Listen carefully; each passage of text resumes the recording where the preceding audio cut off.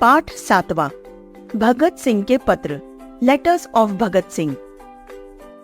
पाठ परिचय, chapter introduction. शहीद भगत सिंह ने 8 अप्रैल सन 1929 ईस्वी को असेंबली में बम फेंका और इनकलाब जिंदाबाद का नारा लगाते हुए अपने को गिरफ्तार कराया। मात्र 23 वर्ष की अवस्था में हमें आजादी की राह दिखाने वाले इस वीर सपूत को 23 मार्च 1931 को फांसी दे दी गई थी। उनके ये पत्र उनकी अनूठी देशभक्ति के मिसाल है। पाठ का उद्देश्य, चैप्टर ऑब्जेक्टिव, कौशल, वाचन, श्रवण, पठन पाठन, मौखिक व लिखित प्रश्नोत्तर। पाठ से आगे चिंतन और मनन।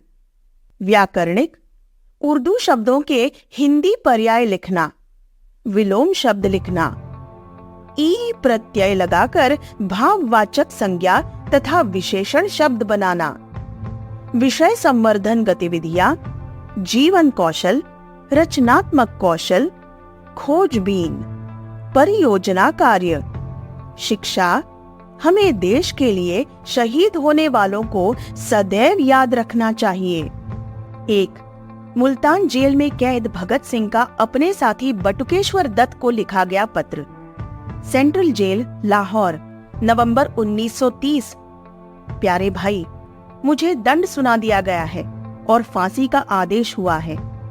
इन कोठरियों में मेरे अतिरिक्त फांसी की प्रतीक्षा करने वाले बहुत से अपराधी हैं।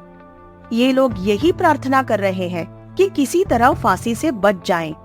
उनके बीच मैं ही शायद एक ऐसा आदमी हूँ जो बड़ी बेताबी से उस दिन की प्रतीक्षा कर रहा हूँ जब मुझे अपने आदर्श के लिए फांसी के फंदे पर झूलने का सौभाग्य प्राप्त होगा।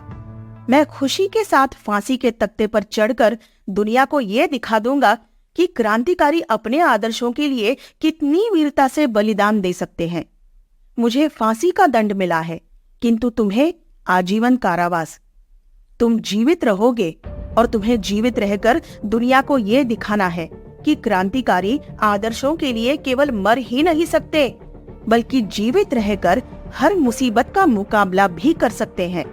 जो क्रांतिकारी संयोगवश फांसी के फंदे से बच गए हैं, उन्हें जीवित रहकर दुनिया को ये दिखाना चाहिए कि वे न केवल अपने आदर्शों के लिए फांसी पर चढ़ सकते हैं, बल्कि जेलों की अंधकारपूर्ण छोटी कोठरियों में घुट घुट कर निकृष्टतम दर्जे के अत्याचारों को सहन भी कर सकते हैं। तुम्हारा भगत सिंह। 2. भगत सिंह का अपने साथियों को लिखा गया अंतिम पत्र। साथियों, स्वाभाविक है कि जीने की इच्छा मुझ में भी होनी चाहिए। मैं इसे छिपाना नहीं चाहता, लेकिन मैं एक शर्त पर जिंदा रह सकता हूँ कि मैं पाबंद होकर जीना नहीं चाहता। मेरा नाम हिंदुस्तानी क्रांति का प्रतीक बन चुका है और क्रांतिकारी दल के आदर्शों और कुर्बानियों ने मुझे बहुत ऊंचा उठा दिया है।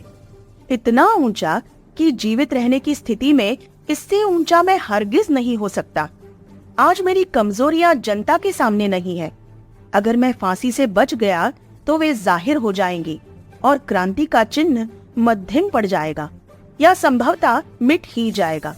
लेकिन दिलेराना ढंग से हंसते हंसते मेरे फांसी चढ़ने की सूरत में हिंदुस्तानी माताएं अपने बच्चों को भगत सिंह बनने की आरजू किया करेंगी और देश की आजादी के लिए कुर्बानी देने वालों की तादाद इतनी बढ़ जाएगी कि क्रांति को रोकना साम्राज्यवाद या तमाम शैतानी शक्तियों के बूते की बात नहीं रहेगी।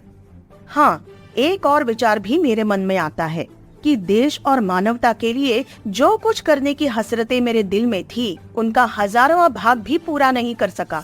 अगर स्वतंत्र जिंदा रह सकता, तब शायद उन्हें पूरा करने का अवसर मिलता और मैं अपनी हसरतें पूरी कर सकता। इसके सिवाय मेरे मन में कभी फांसी से बचने का कोई लालच नहीं आया। मुझसे अधिक सौभाग्यशाली कौन होगा? आजकल मुझे स्वयं पर बहुत गर्व है। अब तो बड़ी बेताबी से अंतिम घड़ी का इंतजार है। कामना है कि ये और नजदीक हो जाए। आपका साथी भगत सिंह।